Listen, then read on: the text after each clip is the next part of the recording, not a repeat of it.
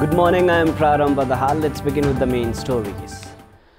Government starts enlisting civil servants to be integrated at the provincial and local levels. Employees warn of protest if their demands are not addressed. Ministers and top-ranking government officials prioritize foreign tours than their daily responsibilities. Go against the directive aimed at cutting down unnecessary public expenses. The problem of antibiotics turning ineffective spreads further. Medical Council recommends teaching on the use of antibiotics in the medical education curriculum. And 9 matches scheduled at the Boxing Day fixtures of the English Premier League. Leaders Liverpool take on Newcastle United, while second-place Manchester City play against Leicester City.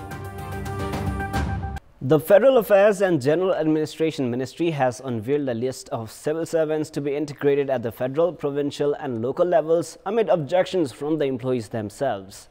Meanwhile, the ministry is also preparing to call for applications to adjust the government staff. The employees, however, have refused to file applications but warned of resistance if their demands were left unfulfilled. The government has unveiled the staff list as per the Employees Adjustment Ordinance, with seniority as the major basis.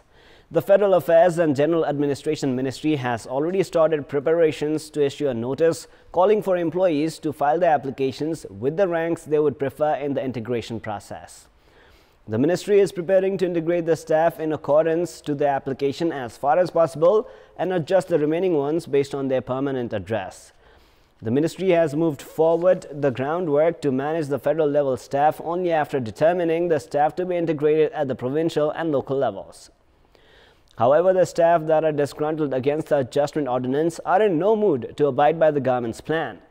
They have insisted that they would not file application for integration unless their return to the federal level through promotion is guaranteed. The government came up with the staff adjustment ordinance after the civil servants denied being posted at the provincial and local levels. However, the ordinance is not likely to resolve the issue, for it was introduced without adequate deliberations with stakeholders and provisioned the appointment of secretaries and joint secretaries at the centre itself. Experts have thus stressed on the need of a provision making it mandatory for the staff to be deployed at lower levels while ensuring development of their career prospects as well. The government had issued a directive for frugality to cut down on public expenses with the objective of reducing foreign visits in May. However, ministers themselves have been ignoring the directive for foreign visits. The Council of Ministers itself is endorsing the foreign visits of ministers, secretaries and other high-ranking officials against its own directive. A total of 150 foreign visits have been recorded between mid-February to mid-October. If we are to calculate the total foreign visits that have taken place since KP Sharma Oli shouldered the responsibility of the Prime Minister, a total of 19 foreign visits by ministers and high-ranking officials have taken place on average each month, while the figure stands at almost 5 international visits every week. This shows that high-ranking government officials leave for international trips almost every day. The government itself had issued a directive on the 9th of May to reduce unnecessary foreign visits that deplete the state coffers. However, since a month after the directive was issued, Deputy Prime Minister and Health Minister Upendra Yadav has made foreign visits almost equivalent to that of Minister for Foreign Affairs Pradeep Gyawali. Based on the records of the Council of Ministers, in his 8th visit, Yadav visited 7 countries which included the United States of America and Switzerland. During the same time period, Minister Gyawali had left for foreign visits for the 9th time.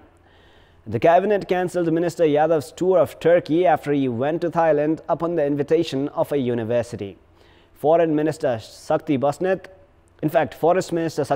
Energy Minister Barshaman Pun, Finance Minister Yuvraj Khatiwada and Industry, Commerce and Supplies Minister Matrika Yadav have made 5 foreign visits each.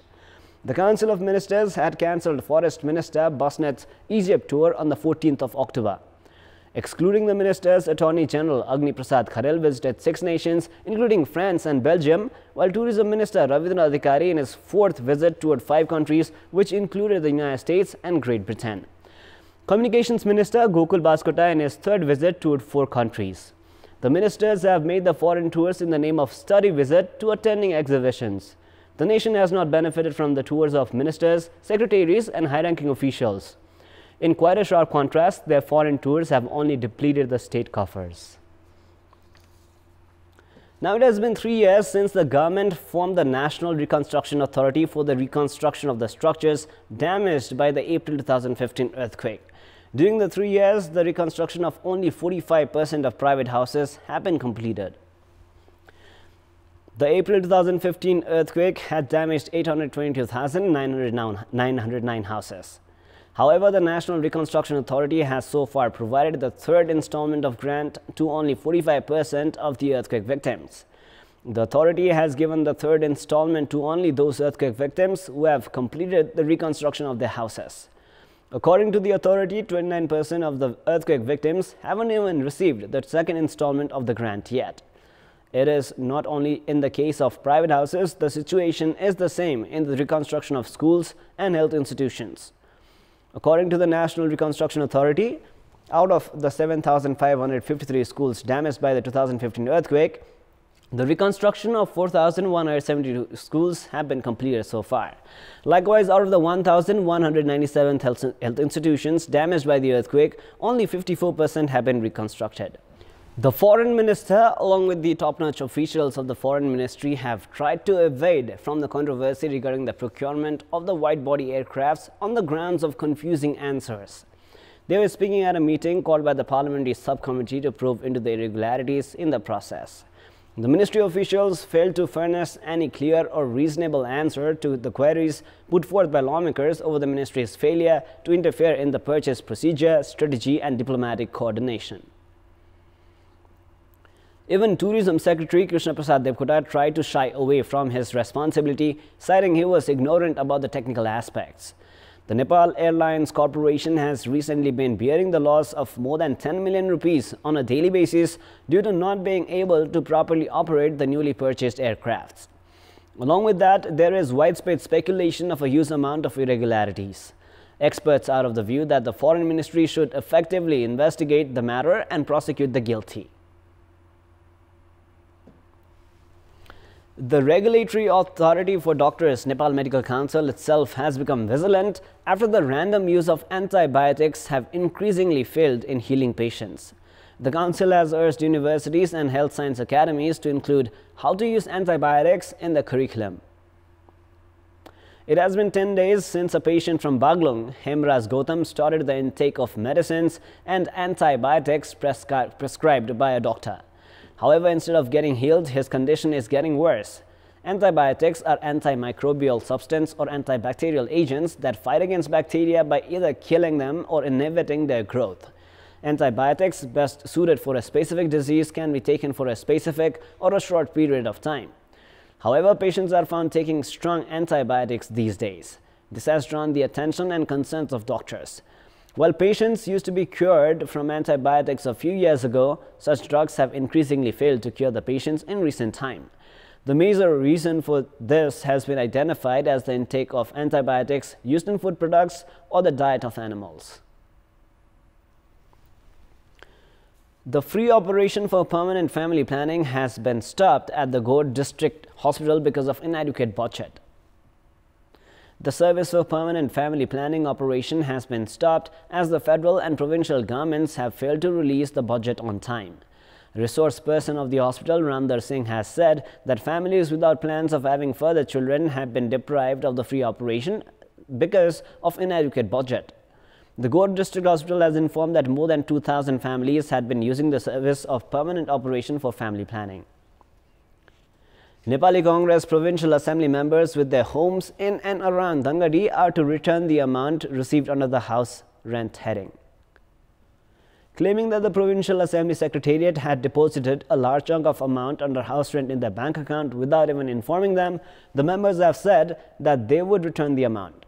Based on the existing provision, leaders of the opposition received 20,000 rupees under house rent, Chief Whip of the ruling party and Chairman received 18,000, Whip of the ruling party receives 18,000 and Chief Whip of the opposition receives 17,000 rupees.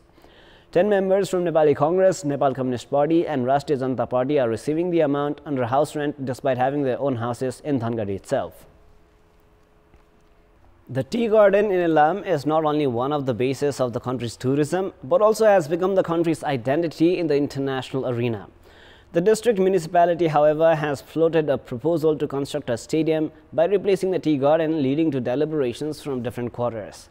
In this context, we had asked the residents of Ilam regarding their take on the district municipality's decision to build a stadium by destroying the country's oldest tea garden. Let us now take a look at what they had to say.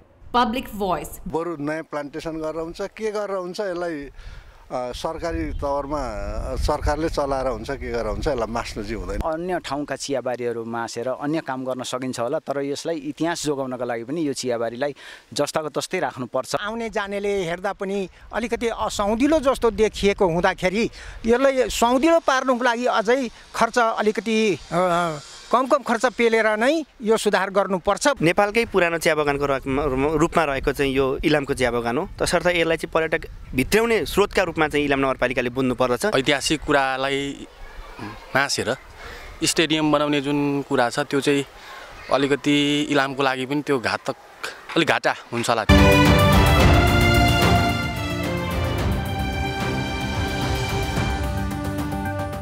It is now time for our segment Public Pulse, where you text us with your opinion. Public Pulse. The question is, why have only half of the earthquake-damaged houses been rebuilt since the formation of the National Reconstruction Authority 3 years ago? Your options are A. Frequent changes in leadership, B. Complicated procedure, and C. Heavy reliance on donors. The voting is on. You can type NEWS, select your option A, B or C and then send it to 34001 to share your opinion with us. With this, let us move into the sports news. Sports news. Nepal is scheduled to play 3 one-day internationals and 3 2020 internationals against the United Arab Emirates.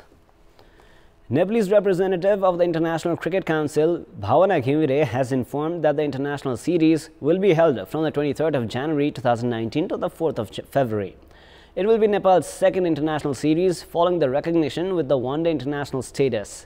Nepal had played its first ever one-day international series against the Netherlands, in which the series was tied at 1-all. Nepal had lost the first match, while it had avenged the loss in the second match with a 1-run win.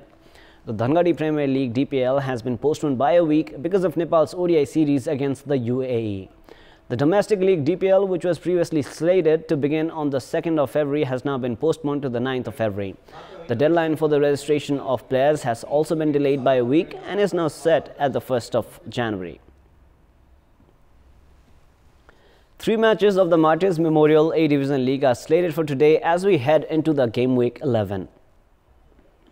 However, none of the matches will have an impact in the title race.